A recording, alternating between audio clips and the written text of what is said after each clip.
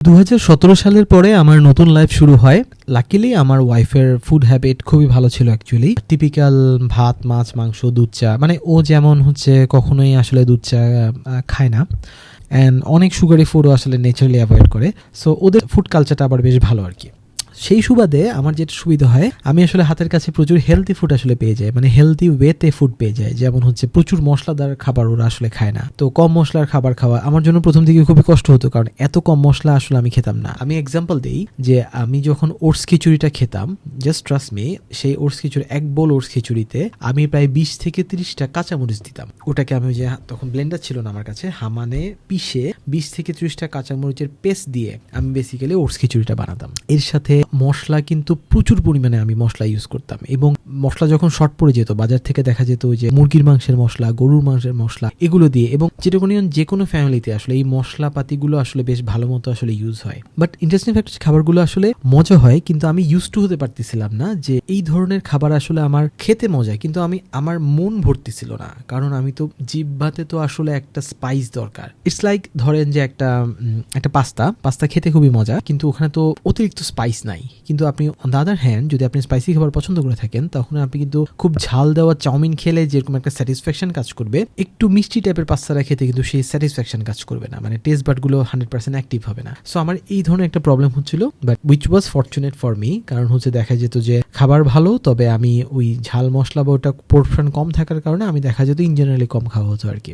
এবং সো অনেক হেলদি খাবার আসলে ওই সময় ট্রাই করা হচ্ছিল। বাট প্রবলেম দাওয়াতও তো প্রচুর হচ্ছে, নতুন বিয়ে যেহেতু, প্রচুর আসলে দাওয়াত, মানে দেখা যেত আমার শ্বশুরবাড়ি থেকে প্রচুর খাবার আসছে এবং প্রচুর দাওয়াত পড়ছে, যেটা ইন জেনারেল সবারই আসলে হয়। আমি চেষ্টা করতাম দাওয়াতে গিয়ে কম খাওয়ার জন্য, কিন্তু অনেস্টলি খাবারগুলো খুবই মজা হতো। এবং এখানেও প্রবলেম যেটা, যে ওই যে পোর্শন মেনটেন করা হতো না আর কি। দেখা যেত যে সামহাও যদি আমি ওই পোর্শনটা খেয়ে একটা এক্সারসাইজ করে জিনিসটাকে সলভ করতে পারতাম, তাহলে আসলে ওয়ার্ক করতো। বাট দেখা যেত যে আমি আসলে বুঝতাম না পোর্শনটা, ওখানে হেলদি খাবার খাওয়ার পরও পোর্শনটা বেশি হয়ে যেত, আবার বাসায় এসেও কিন্তু কিছু খাবার খেতাম, সব মিলিয়ে আসলে ওয়ার্ক করতেছিল না। সো আমি কিছুটা স্কিপ করি এই টাইমলাইন। সো আমি 2017 সাল থেকে 2019 সাল পর্যন্ত মোটামুটি এই ধরনের একটা ঝামেলায় ছিলাম। 2018 সালের ডিসেম্বরের দিকে এসে আমি ফার্স্ট টাইম ফেসবুকে দেখলাম যে একজন ডায়েটিশিয়ান আছেন, বা অনেকজন ডায়েটিশিয়ান আছেন, একজন সেলিব্রিটি ডায়েটিশিয়ান আছেন আর কি। সো 2018 সালে আমি ওনাকে দেখাই। সো তখন আমার ওয়েট ছিল 110 কেজি, মানে বিয়ের 95 কেজির পরে আমি 110 কেজিতে পৌঁছাই যাই। সো 110 কেজি থেকে আমি ওনাকে দেখাই, এবং উনি আমাকে লজিক্যাল ভাবে কিছু টেস্ট দেন, ব্লাড টেস্ট, লেটস সে আমার ভিটামিন ডি টেস্টটা ভেরি ইম্পর্টেন্ট ছিল, দেন আমার ওভারঅল লিপিড প্রোফাইল, দেন আমার কিডনি ফাংশনগুলো ঠিক আছে কিনা, সব ধরনের টেস্ট করার পরে যেটা দেখা গেল যে okay, luckily I am okay, but আমার ভিটামিন ডি এর হিউজ ঘাটতি ছিল, মানে হিউজ ঘাটতি। সো ভিটামিন ডি যখন আপনার বডিতে থাকবে না, তখন কিন্তু আপনার ফ্যাট বার্নিং প্রপারলি আসলে হবে না, এবং স্টোর করা শুরু করবে fat. This was a good thing যে আমি বুঝতে পারলাম ভিটামিন ডি এর আমার সাপ্লিমেন্ট দরকার হবে। সো উনি আমাকে সাপ্লিমেন্ট দেওয়া শুরু করলেন, এবং একটা প্রপার ডায়েটে আমাকে ফেলে দিলেন। লেটস সে প্রপার ডায়েট বলতে, যদিও ডায়েটটা আমার জন্য ওয়ার্ক করেনি, তাও আমি বলছি, মানে ওয়ার্ক করেছে বলতে একটা সার্টেন টাইম পর্যন্ত ওয়ার্ক করেছে। সো ডায়েটটা অনেকটা এরকম ছিল। লেটস সে সকাল 8টায় আমাকে 4টা কাঠবাদাম, একদম 1 টেবিল চামচ জাস্ট ওটস, 1 টেবিল চামচ মিল্কের সাথে মিশিয়ে খাওয়া, মিড মর্নিং এ হয়তো একটা স্ন্যাক্স, আপেল অথবা যে কোনো ফ্রুটস খাওয়া, দেন দুপুরে ছোট 1 বাটি, মানে 1 কাপ রাইস, এতটুকু 1 কাপ রাইস, সাথে মাংস, সবজি 1 কাপ খাওয়া, দেন বিকালে একটা প্রোটিন পাউডারের মতো উনি সাজেস্ট করছিলেন আর কি, ওটা নেওয়া, অথবা উনি আমাকে লেক্সাস বিস্কুটও দেন, লেক্সাস বিস্কুট এবং রং চা খাওয়া, দেন রাতের বেলাও রুটি অথবা ভাত, খুবই কম পোর্শনে, মানে হাফ কাপ ভাত অথবা একটা রুটি, এবং সাথে সবজি মাংস এগুলো নেওয়া, এবং সিলিয়াম হাস্ক বা ইসুকুলের ভুসি যেটা, সেটা দিয়েছিলেন আর কি, এবং তোকমা দানা দিয়েছিলেন। সো জীবনে ডায়েট নিয়ে আমি এত কষ্ট করি নাই, যে এই কষ্টটা ওই ডায়েটে আমার হয়েছিল, কারণ আমার ওভারঅল আমি তো আমার হিস্ট্রি বললামই কি পরিমাণ খেতাম। তো ওই ডায়েট থেকে এসে হঠাৎ করে আমি যেখানে 1 বোল ওটস খেতাম, সেখানে দেখা গেল যে ওটসের পরিমাণ কমে যাচ্ছে। বাদাম দেখা যেত যে আমি প্রায় 100-200 গ্রাম বাদাম এক বসায় খেয়ে ফেলছি। সো সেখানে 4 পিস কাঠবাদাম, তাও কাঠবাদাম, চীনা বাদাম হতো না। দেন যেখানে ফ্রুটস অনেক বেশি খেয়ে ফেলতাম, সেখানে দেখা যেত যে যে কোনো একটা ফ্রুটস, একটা সার্টেন টাইমে, এবং হচ্ছে সাথে 45 মিনিট করে হাঁটা। এখন আমার মনে আছে আমি অফিসের কাছে যখন বের হতাম তখন অফিসের আমার কলিগের সাথে আমার প্রায় সময় হয়ে যাচ্ছে, আমি বলতাম যে আমার কাছে আমার এনার্জি নাই, আমি এত দূর হাঁটতে পারবো না। দেখা যেত আমরা কোথাও জ্যামে পড়ে আছি, তো বললো যে হেঁটে তো ক্রস করা যাচ্ছে, তাই আমি বললাম আমি হাঁটবো না, কারণ আমার ক্যালোরি বার্ন হবে, আমি তো 45 মিনিট হাঁটবোই পরে রাতে। সো আমি এখন হাঁটলে আমার প্রচুর ক্ষুধা থাকতো ভাই, মানে এত ক্ষুধা থাকতো এটা আসলে বলে বোঝানোর মতো না, আমার শরীর কাঁপতো, গা কাঁপতো। সো বুঝতে পারছেন এরকম ইনসেন, এরকম দুর্ভিক্ষের মধ্যে যদি কাউকে ফেলে দেওয়া হয়, এবং আমি তখন যেহেতু ডায়েটিশিয়ান দেখাচ্ছি, আমি আসলে এটাকে ব্রেক করতে, মানে টাকা দিয়ে প্রতি মাসে আমাকে প্রোটিন পাউডার এবং এক্সট্রা মাছ মাংস কেনার জন্য টাকা খরচ হচ্ছে, ডায়েটিশিয়ানের জন্য টাকা খরচ হচ্ছে, টেস্টের জন্য টাকা খরচ হচ্ছে, সবকিছু মিলিয়ে এটা আসলে একটা ইগোতে লেগে যায়। সো আমি দেখা গেল যে প্রপারলি ডায়েটটা মেনটেন করলাম।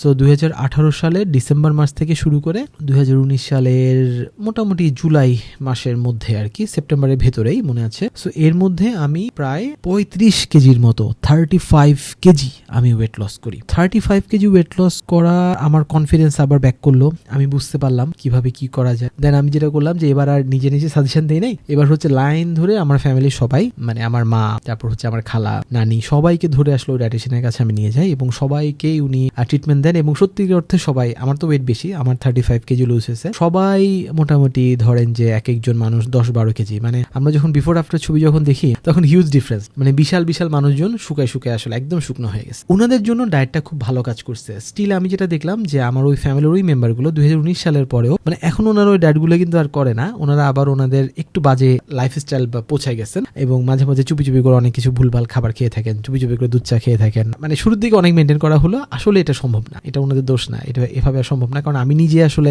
আমার নিজের মধ্যে একটা আউটবার্স ঘটে। আসলে দেখা যায় 2019-এর একদম মানে যে সেপ্টেম্বরের দিকে আমার মধ্যে এত ক্রেভিং কাজ করে, মানে আমি বিস্কুট, চানাচুর, চিপস, যে কোনো সুগার অথবা যে কোনো মানে সঠিক মানে আমার মতো করে প্রোটিন খাওয়া, আমার মতো করে বাদাম খাওয়া, ফ্রুটস খাওয়া, কোনো কিছু আমি করতে পারতেছি না। একটা সময় আমার আসলে ব্রেকডাউন হয়। দেখা যায় আমার এখনো মনে আছে যে আমি তখন বিভিন্ন অফিসের কাজে আমাকে দেখা যেত আমাকে অফিসে নাইটে স্টে করতে হতো আর কি, মানে হ্যাঁ বিয়ের পরেও নাইট স্টে করতে হতো। তো আমার অফিসে আবার প্রচুর খাবার দাবার থাকতো সবার জন্য আর কি। মানে এখন ভাই বাংলাদেশের মানুষকে তো আমি আসলে একটা কলা নাস্তা দিলে ওনারা যে পরিমাণ খুশি হয়, ওনাদেরকে যদি ঝালমুড়ি অথবা হচ্ছে খুব দামি বিস্কুট দেই, চা দেই, ওনারা আসলে আরো বেশি খুশি হবে। সো অফিসে আসলে প্রচুর পরিমাণে আমার চা কফির ব্যবস্থা থাকে, এবং হচ্ছে চিপস, বিস্কুট, চানাচুর, সব ধরনের জাঙ্ক ফুড আসলে অফিসে তখন ছিল আর কি। সো দেখা যেত রাতের বেলা, এবং আমি কিছু যে ছোট ছোট কেকের মতো এনে রাখতাম মানুষজনের জন্য, যে দোকানে যেমন ঝোলা থাকে না টঙের দোকানের মতো, তো আমাদের অফিসে একটা টঙের দোকানের সেকশনে ছিল ওরকম আর কি। যেটা হয়েছে রাতের বেলা দেখা যেত আমার ব্রেক হতো, এবং আমি একসাথে অনেকগুলো আসলে খেয়ে ফেলতাম। এভাবে চুরি চুরি করে অনেকদিন খাওয়া হয়েছে। তো দেখতাম যে ওজন আসলে এত বাড়ে নাই, কারণ হচ্ছে ওই যে যেটা বলো, একদিনেই তো আসলে আপনার ওজন বেড়ে যাবে না, এই খাবারটা বডিতে যাবে, বডিতে যাওয়ার পরে বডি অ্যানালাইসিস করবে যে what's going on, then body হচ্ছে চিন্তা করবে যে ওকে এগুলো তো খারাপ খাবার, এগুলো এখানে রাখতে হবে, ক্রেভিং বাড়াবে, ব্রেনকে সিগন্যাল দিবে, এই ব্যাটা হচ্ছে রাতে চুপি চুপি এটা করে, তাহলে আবার খেতে হবে। তো এইভাবে করতে করতে আমি একটা গিল্ট ফিলের মধ্যে পড়ে গেলাম আবারও, যে ওজন বাড়তেছে না ঠিকই, বাট ওজন কমা স্টপ হয়ে গেল, মানে আর ওজন কমতেছে না। লজিক্যালি আরো 5 কেজির মতো ওজন কমার কথা ছিল আর কি। যেটা হলো যে এরকম করতে করতে আমি সোশ্যাল মিডিয়াতে আরো ঘাটতে এবং আমার ফ্রেন্ডরাও আমাকে সাজেস্ট করলো যে তখন ইন্টারমিটেন্ট ফাস্টিং টার্মটা নতুন হচ্ছে মার্কেটে আসছে বাংলাদেশে। সো আমি ইন্টারমিটেন্ট ফাস্টিং ট্রাই করার জন্য মোটামুটি একটা মাইন্ডসেট রেডি করলাম। সো আমার এক্সিস্টিং ডায়েটিশিয়ান যিনি আছে ওনাকে বললাম যে ম্যাডাম আমি ওজন আর কমাতে চাচ্ছি না। উনিও বললেন যে ওকে আপনি আর কমাতে না চাইলে দ্যাট ইজ ওকে, এই ওজনটাও আপনার জন্য ঠিক আছে, এটাকে জাস্ট মেনটেন করেন আর কি। সো ওনার থেকে আমি কাইন্ড অফ জোর করে ছুটি নিয়ে চলে আসলাম যে ওনার ডায়েট হয়েছে, কাজ করছে, এখন আমার তো ক্রেভিংটাকে সলভ করতে হবে। কারণ উনি আমাকে সলিউশন দিয়েছেন যে মানে কোথাও বিয়ের প্রোগ্রামে গেলাম, আমি হয়তো মিল স্কিপ করলাম, মানে ওই দিনে আমি হয়তো বাদাম টাদাম না খেয়ে আমি হয়তো বা একটু পোলাও খেলাম, একটু মুরগি খেলাম, উইচ ইজ লজিক্যাল। উনি যেটা বলছে সেটা কিন্তু ভুল না। উনি যেটা বলেছেন সেটা হচ্ছে মানে আমি একটা খাবারকে দিয়ে আরেকটা খাবার রিপ্লেস করতেছি। আমার যদি একটা সিঙ্গারা খেতে ইচ্ছে করে খেলাম, ওই দিন আমি দুপুর বেলাতে হয়তো রাইসের পোর্শনটা কমিয়ে দিলাম। Very logical actually. Okay, problem হচ্ছে আমি কেমনে বুঝাই যে আমার একটা সিঙ্গারাতে তো আমার হবে না, আমার সিঙ্গারা খাইলে আমার তো 10টা সিঙ্গারা লাগে। আমি মানে রাইস মানে পোলাও তো এক বাটিতে আমার হবে না, আমার তো মিনিমাম 1 প্লেট লাগবে। বা পোলাও যদি নাও খাই, যে পরিমাণ আসলে মাছ মাংস আমার খাইতে ইচ্ছা করে, এটা ধরো এই ব্যালেন্স ভাই আমি করতে পারবো না। পরে যেটা হলো ব্রেক যখন হয়ে যাচ্ছে, তো আমি চিন্তা করলাম যে ওকে লেটস ডু সাম। ততদিনে আমি আসলে বুঝে গেছি বডি কিভাবে ওয়ার্ক করে, বডিকে ট্রিক করতে হয় কিভাবে। আমি চিন্তা করলাম যে সো ইন্টারমিটেন্ট ফাস্টিংটা আমার জন্য আসলে বেশ ওয়ার্ক করার কথা লজিক্যালি, কারণ এটা বডিতে সম্পূর্ণ নতুন একটা জিনিস। সো আপনারা আই গেস সবাই ইন্টারমিটেন্ট ফাস্টিং সম্পর্কে জানেন, যারা জানেন না তাদেরকে একটু বলে রাখি। বেসিক্যালি একটা গ্যাপ দিয়ে নির্দিষ্ট উইন্ডোতে খাওয়া, মানে লেটস সে আমি হয়তো দিনের নর্মালি কিন্তু আমরা 12 ঘন্টা কিন্তু রাতে না খেয়েই থাকি, তাই না? সো এটাকে জাস্ট এক্সটেন্ড করা। কিছু স্টাডি আছে যে 17 ঘন্টা থেকে আপনি যখন উপাস থাকবেন 17 ঘন্টার পরে কোনো একটা সময়ে বডিতে আসলে ইন্টারমিটেন্ট ফাস্টিং এর কার্যকলাপটা আসলে শুরু হয়, মানে বেনিফিটটা শুরু হয়। সো অ্যাটলিস্ট আপনাকে 17 ঘন্টা, লেটস সে সেফ সাইডে 18 ঘন্টা আপনাকে আসলে উপাস থাকতে হবে, যেখানে আপনি খেতে পারবেন হচ্ছে বেসিক্যালি পানি, গ্রিন টি, ব্ল্যাক কফি, মানে যেগুলোতে আসলে ক্যালোরি নাই। সো সেই খাবারগুলো আপনি খেতে পারবেন, পানীয়গুলো আপনি খেতে পারবেন। এরপরে একটা ছোট একটা উইন্ডো পাবেন খাবার। লেটস সে আপনি যদি 18 ঘন্টা উপাস থাকেন তাহলে আপনাকে খেতে হবে এরপরে 6 ঘন্টা। 6 ঘন্টার উইন্ডোতে আপনি হচ্ছে যা খাওয়া সেটা খাবে। তো বেসিক্যালি ইন্টারমিটেন্ট ফাস্টিং এর শুরুর দিকে যে কোনো ধরনের কার্ভ, যে কোনো ধরনের ফ্রুটস, যে কোনো সুগার তো অবশ্যই বাদ। সো যে কোনো ধরনের কার্ভ এবং ফ্রুট গুলো বাদ দিয়ে দেওয়া হয়। কার্ভ নিতে হবে শাকসবজি থেকে, ফ্যাট নিতে হবে বাদাম থেকে, প্রোটিন নিতে হবে মাছ মাংস থেকে। খুবই সিম্পল আসলে ডায়েট, মানে লিটারেলি মানুষজন আসলে যেটা খাওয়া উচিত সেটাই খাবার। অ্যাজ এ ফেইলিয়ার এক্সপার্ট এবং অ্যাজ এ ফুড এনথুজিয়াস্ট আমি আসলে ইন্টারমিটেন্ট ফাস্টিং এরও 12টা বাজায় ফেলি। আমি যেটা করি, আমি প্রপারলি আসলে মেনটেন করি। 18 ঘন্টা আমি না খেয়ে থাকতে পারি কোনো রকম কষ্ট ছাড়া, সেটা মেনটেন করি। বাট যখন আমি ফার্স্ট ব্রেক করি তখন যেটা হয় যে বাদাম খেতে বলছে ঘি মাখন দিয়ে। লিমিট তো উনি মানে যেখানে সাজেশনগুলো পাইছি সেখানে দেখা গেল যে বলা হয়েছে যে শুরুর দিকে যত ইচ্ছা খান, সমস্যা নেই। এখন ভাই যখন অনলাইনে আমরা এই ধরনের কথাবার্তা শুনি তখন হচ্ছে এটা কিন্তু জেনারেলাইজ একটা কথাবার্তা। এখন শুরুতে ডায়েটের শুরুর দিকে যত ইচ্ছা খান ঘি মাখন মিশায়া, এটা আপনি কারে বলছেন? আপনি যদি একবার বুঝতে পারতেন। সো আমি সত্যি সত্যি আক্ষরিক অর্থে ঘি মাখন মিশায় বাদাম খাওয়া শুরু করি। আমি তো আছে আমি মানুষজনকে আসলে নষ্ট করে ফেলছি। আমার একটা কলিগ ছিল, তো উনি আসলে কোন একটা কারণে আমি জানি না কেন ভুল বুঝছে, উনি দেখা যেত যে ইন্টারমিডিয়েট ফাস্টিং এর উল্টাটা করতেন। উনি সকাল 8টা বাজে এসে বাদাম খাওয়া শুরু করতো এবং রাত 8টা পর্যন্ত মোটামুটি বাদাম ডিম এগুলো খেয়ে উনি কাটাই দিত। ঠিক আছে, ভাতটাত নাই। উনি সবাইকে ঝাড়তো যে ভাত খাওয়া যাবে না, বাদাম খাইতে হবে বেশি করে, ক্ষুধা লাগলে বাদাম খাও, ঘি বাদাম, মানে সারাক্ষণ অফিসে হচ্ছে টুংটাং টুংটাং বাদামের আওয়াজ শোনা যেত আর কি। আমিও প্রচুর পরিমাণে বাদাম খেতাম। দেন হচ্ছে বাটার কফি খেতাম, প্রচুর মাখন দিয়ে ঘি দিয়ে বাটার কফি খেতাম, প্রচুর পরিমাণে বাদাম খেতাম। এখন সাশ্রয়ী হওয়ার জন্য কাঠবাদাম বা কাজু বাদাম না খেয়ে চীনা বাদাম নিয়ে আসছিলাম। তো চীনা বাদাম ঘি দিয়ে মাখায় একেবারে মনে করেন যে বাটির পর বাটির বাদাম খেতাম। তারপর হচ্ছে যেহেতু সলিড প্রোটিন খেতে হবে, প্রোটিন খেতাম, প্রোটিন ভালোই খেতাম আসলে এবং হেলদি ওয়েতে খাওয়া হতো। যেমন শাকসবজি প্রোটিন এই দুটো বেশ ভালো মতো খাওয়া হতো। অলিভ অয়েল দিয়ে আমি খেতাম যেহেতু সলিড করে, তো শাকসবজির গুণাগুণ ইনট্যাক্ট থাকতো। আবার অন্যদিকে হচ্ছে মাছ মাংস যেটা খেতাম সেটাও কাইন্ড অফ অলিভ অয়েলে কিছুটা হয়তো ওভেন বেক করা বা কিছুটা সিদ্ধ এবং কিছুটা হচ্ছে শ্যালো ফ্রাই করে আসলে খাওয়া আর কি। সো প্রোটিনের দিকে I was good, I was okay. কার্বোহাইড্রেটের দিকে মানে সবজি থেকে যে কার্বগুলো নিতাম সেটাতেও আই ওয়াজ ওকে। বাট ঘটনাটা ঘটাই ফেলছি হচ্ছে বাটার কফি আর বাদামে। যেটা বললাম যে আসলে কোনো কিছুই ভুল না, আবার সবকিছুই ভুল। বাটার কফি এবং বাদামের ভুলটা যেটা ছিল, আপনারা যারা ইন্টারমিডিয়েন্ট ফাস্টিং করতেছেন অনেকজনকে ফলো করে তারা হচ্ছে নোট করে রাখতে পারেন। বাটার কফির ব্যাপারটা হচ্ছে নাম্বার 1, বাটার আপনি যদি ঘরে বানিয়ে না খান তাহলে হচ্ছে বাইরের বাটারগুলো তো আসলে খাওয়া উচিত হবে না ডায়েটের জন্য। এখানে অনেক ধরনের বিষয় থাকে। সো ঘরে বানিয়ে খেলে ওকে, কিন্তু আপনি ধরেন বাটার কফি বানাতে, আমি বাটার কফি রেসিপি যদিও দিব। Butter coffee is not a bad food, okay. এটা একটা মিল। আপনি যদি দিনে 3 বার খান বা 2 বার খান, ওই মিলের মধ্যে যে কোনো একটা মিলে আপনি খেতে পারেন আপনার যদি প্রয়োজন হয়। আমি দেখা যেত দিনের শুরুতে বাটার কফি দিয়ে শুরু করতাম, মাঝে মাঝে বাটার কফি আমি 2 বারও খেয়ে ফেলতাম এবং সাথে বাদাম খেতাম। তো এখানে প্রচুর ফ্যাট।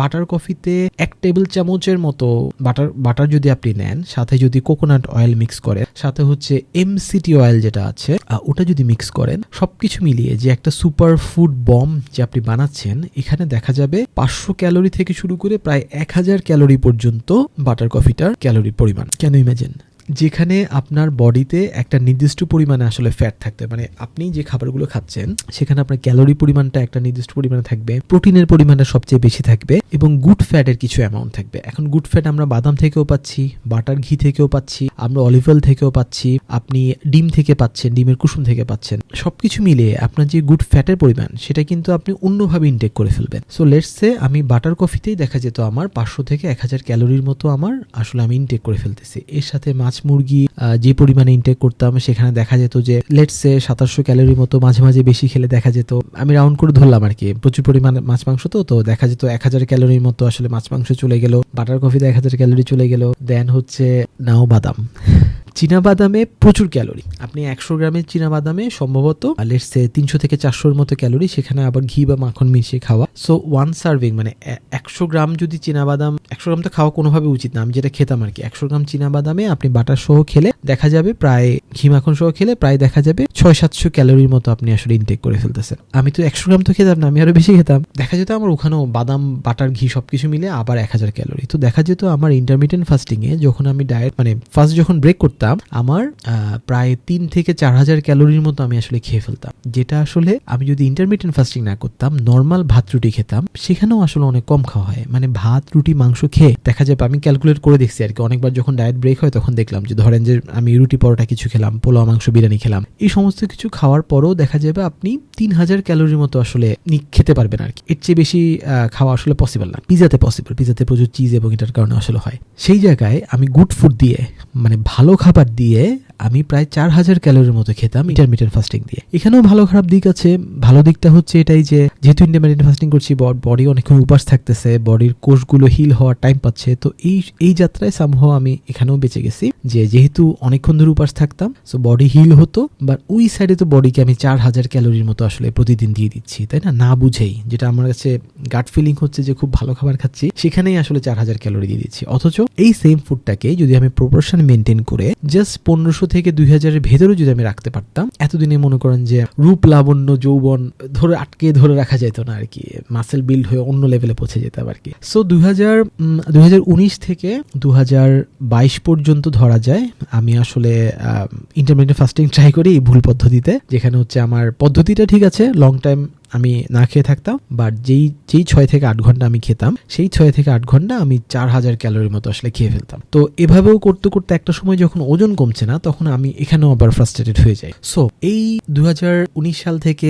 2022 সাল পর্যন্ত ইন্টারমিটেন্ট ফাস্টিং এর পরে যখন আমি কোনো ফলাফল যখন পাচ্ছি না, মানে ফলাফল হচ্ছে পাচ্ছি না এরকম যে আমার আসলে বডি যে খুব বেশি বেড়ে যাচ্ছে তা না, বডি মোটামুটি যেই বডিতে আমি ডায়েটটা ব্রেক করছিলাম, মানে প্রপার ডায়েটিশিয়ান দেখিয়ে যখন আমি নিজে ইন্টারমিটেন্ট ফাস্টিং শুরু করি, তখনের যে বডি স্ট্রাকচার, ওজন দেখা গেছে কিছুটা বেড়ে গেছে। যেমন আমি 75-এ আমি আসলে ইন্টারমিটেন্ট ফাস্টিং করা শুরু করি। তো ইন্টারমিটেন্ট ফাস্টিং চলাকালে প্রায় বছরখানেক পরে দেখলাম যে আমার ওজন আসলে 5 কেজির মতো আসলে বাড়ছে, মানে 80 কেজিতে আমি আসলে আবার পৌঁছাই যাই। তবে ইট ফিলস গুড, মানে আমার এনার্জি লেভেল ফেরত আসে, কারণ আমি তো গুড ফুড খাচ্ছি, সলিড ফুড খাচ্ছি, মানে ফার্মের মুরগি অফ করে আমি দেশি মুরগি খাচ্ছি, তেলওয়ালা মাছ খাচ্ছি। তো সবকিছু মিলে আসলে ভিটামিন ডি লেভেলও আপ করে, সূর্যের আলো নিচ্ছি, তো ভিটামিন ডি লেভেল আপ করে আমার, এবং হচ্ছে শরীরে যেই এক্সট্রা কিছু হচ্ছে আমি মাল্টিভিটামিন নিচ্ছি। তো সবকিছু মিলে আমার ঘাটতিগুলো পূরণ হয় এবং বডির একটা স্ট্রাকচার আসলে আসে। হ্যাঁ, এবং এর সাথে কিছুটা এক্সারসাইজও আসলে শুরু করি। যেমন করোনার সময়টাতে আসলে প্রতিদিনই, ওই সময় একটা অ্যাপ ছিল, এখন সম্ভবত অ্যাপটা বন্ধ হয়ে গেছে, সেটা হচ্ছে এডিডাসের একটা অ্যাপ ছিল আর কি। সো ওখানে অনেক ধরনের কিছু এক্সারসাইজ ছিল, হোম এক্সারসাইজ। তো করোনার সময় আসলে ফাটায় এক্সারসাইজ করি ইচ এন্ড এভরি ডে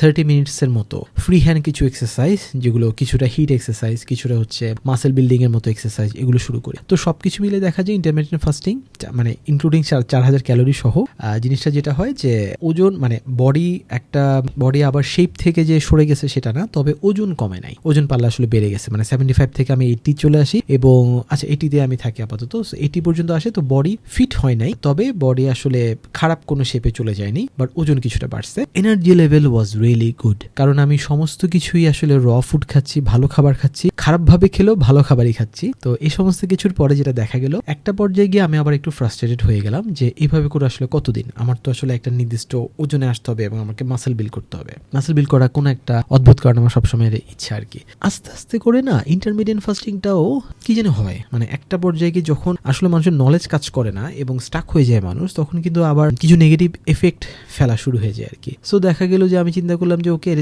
কাজ হচ্ছে না, তো আমি কিছু ব্রেক করা শুরু করলাম। আগে যেখানে আমি একটা রাইসের টুকরাও মুখে দিতাম না, ওখানে দেখা যেত যে আমি হয়তো 1 কাপ ঘরে বানানো বিরিয়ানি আমি হয়তো খাচ্ছি। ওই দিন আমি ডিম বাদাম খাচ্ছি না, শুধু বিরিয়ানি খাচ্ছি এবং শাকসবজি খাচ্ছি সাথে, দ্যাট ইজ ওকে। সাথে চিয়া সিডস খাচ্ছি, বিভিন্ন সিডস টাইপের যে জিনিসগুলো ওগুলো খাচ্ছি, তো ব্যালেন্স হচ্ছে। কিন্তু আস্তে আস্তে খুব স্লোলি আমি যেটা দেখলাম, একটা সময় এমন হয়ে গেল যে আমি বাটার কফি খাচ্ছি, বাদাম খাচ্ছি, ঘি মাখন খাচ্ছি, প্রচুর পরিমাণে মাছ মাংস খাচ্ছি, আবার সাথে মাঝে মধ্যে রাতের বেলা কোনো একটা রাইস ডিশ বা মিল, মানে বিরিয়ানি হিসেবে কোনো একটা মিল আমি নিচ্ছি আর কি। মানে প্রচুর, মানে বাইরের খাবারও নয়, স্টিল কিন্তু ঘরের খাবার, ঘরে যেটা বানানো হচ্ছে সেটা অল্প অল্প করে খাওয়া। কারণ হচ্ছে বিভিন্ন অকেশন তো চলছে, বাসার মানুষও প্রেসার দিচ্ছে খাওয়ার জন্য, এটা আজকে বানানো হয়েছে, আজকে একটু খেয়ে দেখার জন্য। সেভাবে করে করে আস্তে আস্তে দেখা গেল যে ইন্টারমিটেন্ট ফাস্টিং এবং নর্মাল যে খাবারগুলো আমি সবগুলো একসাথে আবার ইনটেক করা শুরু করলাম। ওকে, দেন করোনার পরে যখন আবার নতুন অফিস শুরু হলো আর কি, নতুন করে যখন নতুন উদ্যমে গেলাম, তো করোনার পরের টাইমটা কিন্তু আবার অন্য ধরনের একটা ফ্রাস্ট্রেশনের লেভেলে ছিল। মানে ওভারঅল ফিনান্সিয়াল কন্ডিশন, দেশের অবস্থা, কোথায় কি হতে যাচ্ছে, ওয়ার্ল্ডের অবস্থা, সবকিছু মিলে আসলে একটা ফ্রাস্ট্রেশন কাজ করে। তো এই ফ্রাস্ট্রেশনের মধ্যে আমার শুরু হলো দ্য এরা অফ পিজা। সো এর মধ্যে কোনো একটা কারণে আমি কোনো একটা কিছুতে দেখে সাবকনশিয়াস মাইন্ডে আমার মাথায় ঢুকে গেছে যে pizza is a healthy food.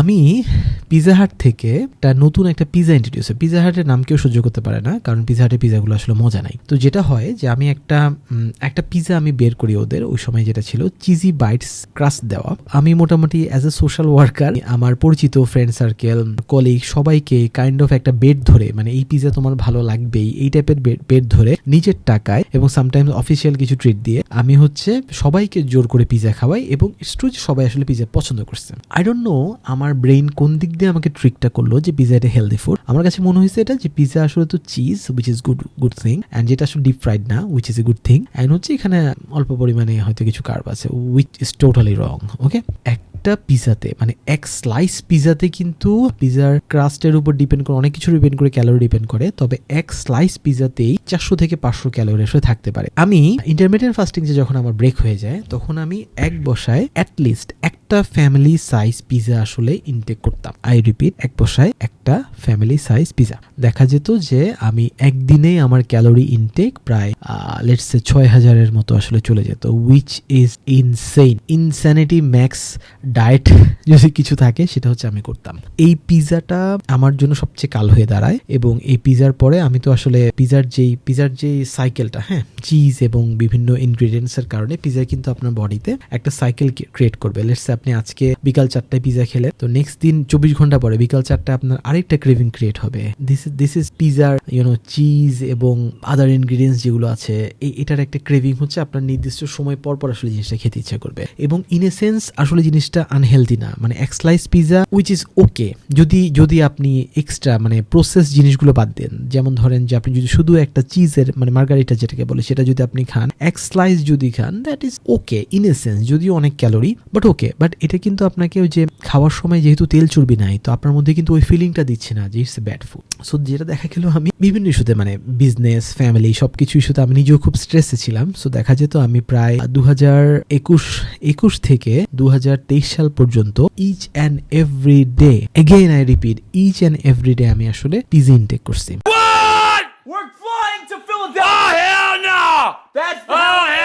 which is actually insane. So ওই সময় আমার আসলে ইন্টারমিডিয়েট ফাস্টিং ব্রেক হয়ে যায়, নর্মাল ডায়েট ব্রেক হয়ে যায়, সবকিছু ব্রেক হয়ে যায়। সো আমি পিজা, বিরিয়ানি, দেন মানে এই যে গত প্রায় 5-6 বছর ধরে যে জার্নিটা আমি শুরু করছিলাম এন্ড শেষ করা ট্রাই করছিলাম, সেটা বিভিন্ন কারণে ব্রেক হয়ে একদম হিউজ লেভেলের একটা পোর্শনে আসলে পৌঁছায় যায়, যেটার পরে আসলে বডিকে আসলে ধরে রাখা সম্ভব না। লং স্টোরি শর্ট, যেটা সমস্যা হয় যে 2023-এর দিকে আমি কিছু টেস্ট করাই, টেস্টের দিকে দেখা যায় যে আমার লিপিড প্রোফাইল খুবই উল্টাপাল্টা হয়ে যায়, দেন কোলেস্টেরল অনেক বেড়ে যায়, দেন ট্রাইগ্লিসারাইড লেভেল হিউজ, এবং ফাস্টিং ইনসুলিন অনেক বেশি বেড়ে যায়, বডিতে প্রচুর সুগার চলে আসে, বডিতে যেটাকে আমরা বলি যে বডিতে আসলে কোষ খালি নাই, যার কারণে বডি আসলে রিপেয়ার হতে পারতেছে না। ঠিক আছে, সবকিছু মিলে খুবই বাজে অবস্থা 2023 সালে আসলে আমি টেস্ট করেই যেটা দেখলাম আর কি। এরপরে যেটা হয় যে 2023-এ আমি আবার নতুন উদ্যমে শুরু করি। সো এখানে একটা ব্যাপার কি, লাকিলি সামহাও আমি বারবারই ট্রাই করে, জিত করে হোক, যেই কারণেই হোক, একটা বারবার ট্রাই করে ডায়েটটা করার চেষ্টা করতেছি, এবং এর ফলে মানে বোঝা যাচ্ছে যে এর ফলে যেটা দেখা যায়, আমাকে মানুষজন দেখছে যে আমি 2-3 মাস ডায়েট করছি ভেরি স্ট্রিক্ট, দেখা গেল এরপরে কয়েক মাস আসলে ব্রেক হয়ে যাচ্ছে, which is actually pretty common in our society.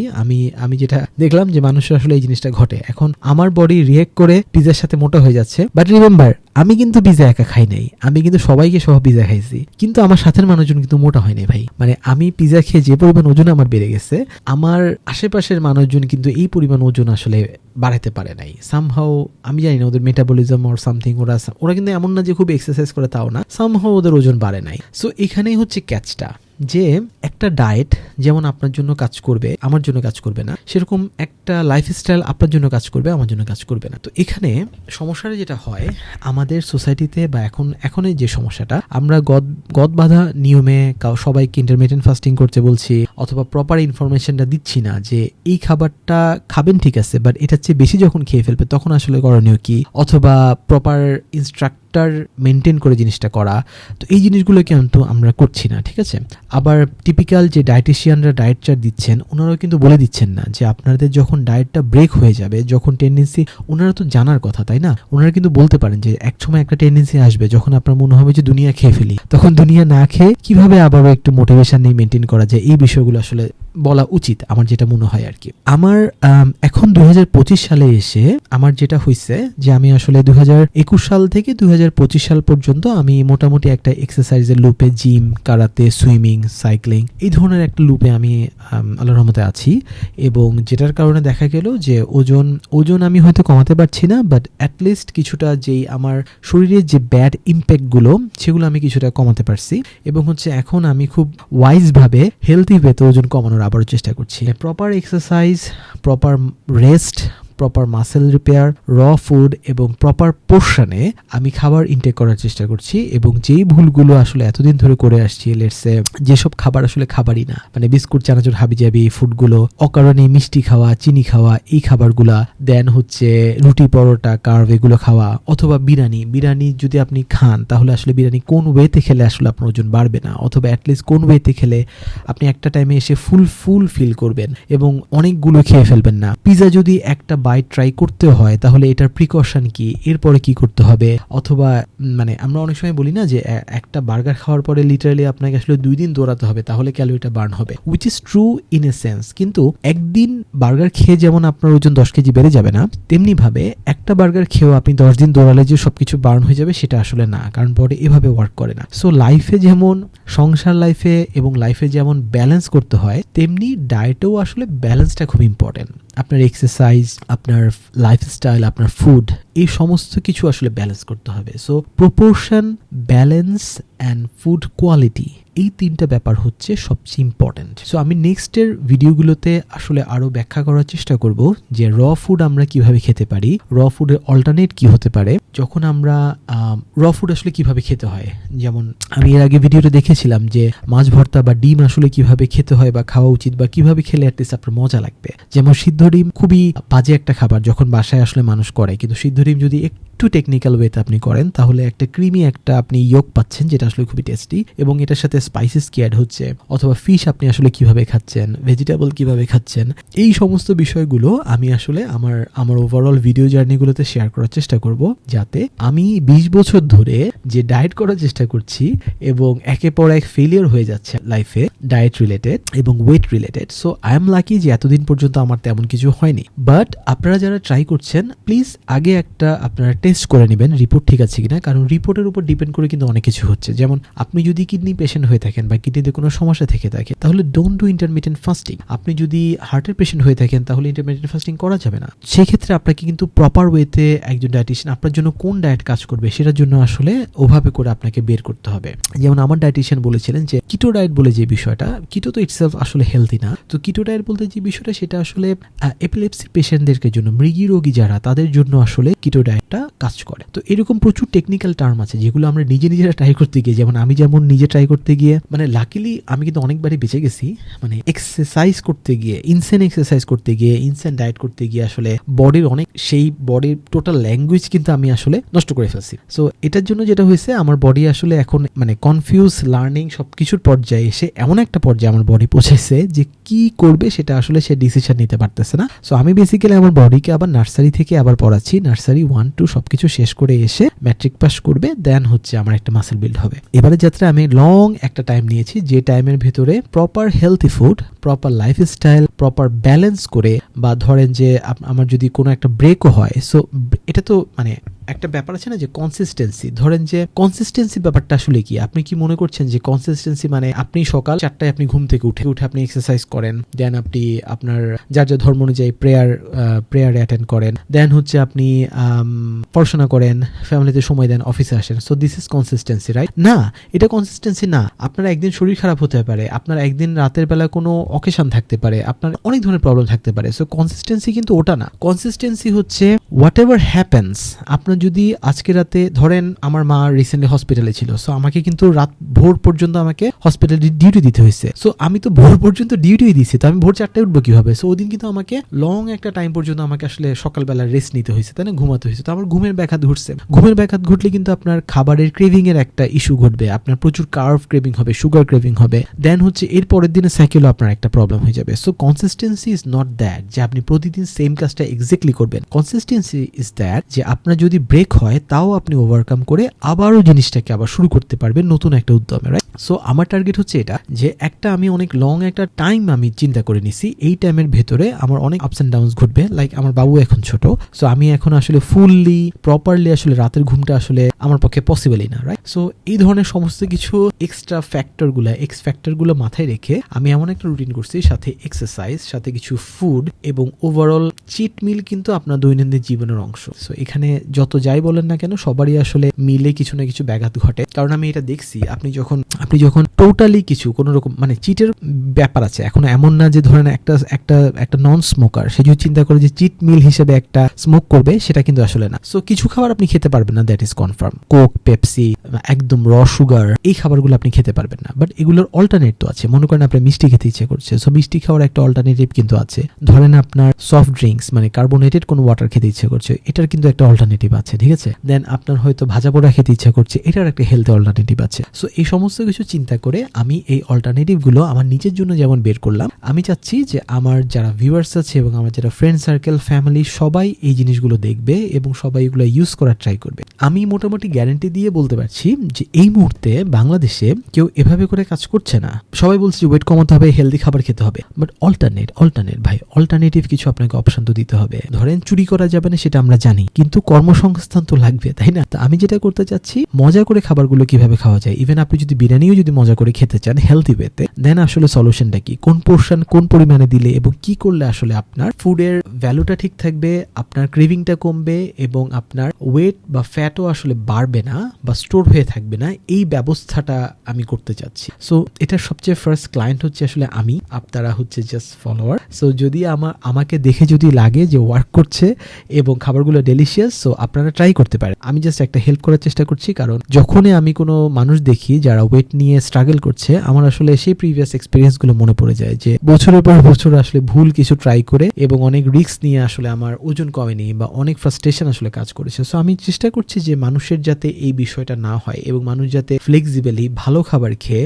Efficiently আসলে ওয়েট কমাতে পারে এবং সারা জীবন যাতে এভাবে কষ্ট করে থাকার চেয়ে এটা একটা লাইফস্টাইল, একটা হেলথি লাইফস্টাইল যাতে করতে পারে, যেখানে আসলে অনেক কম নেগেটিভিটি সহ মানুষজন আসলে এমন ভাবে কথা বলে বা বিহেভ করে যে এটা করা যাবে না, ওটা করা যাবে না। ভাই অল্টারনেট না থাকলে কিন্তু ওটাই করবে। যেমন আমরা রাস্তায় দেখি যে রিক্সা দাঁড়িয়ে আছে, ঠিক আছে? সো আমাদের মেজাজ খারাপ হয়ে যায়, রিক্সাগুলো এখানে দাঁড়িয়ে আছে, কিন্তু একবার ভেবে দেখছেন রিক্সাটা আসলে দাঁড়াবে কোথায়? রিক্সার তো কোনো স্ট্যান্ড নাই, বা রিক্সাটা যদি ও দূরে গিয়ে দাঁড়ায় ও তো ভাড়া পাবে না। সো ওকে তো আসলে অল্টারনেট দিতে হবে। তখন আপনি মাথা গরম করতে পারেন যে অল্টারনেট থাকার পরেও সেখানে কেন করতেছে। সো আমাদের লাইফস্টাইলটা আসলে সেরকম, আপনাকে অল্টারনেটিভ কোনো একটা ব্যবস্থা দিতে হবে যেটা দিয়ে আপনি আসলে খারাপ জিনিসগুলোকে রিপ্লেস করতে পারবেন এবং ভালো জিনিসগুলো আপনার লাইফস্টাইলে ঢোকাতে হবেন। সো মজার recipe, efficient recipe, healthy lifestyle, healthy food সবকিছু দেখার জন্য আমার চ্যানেলে চোখ রাখতে পারেন। দেখা হবে আবার।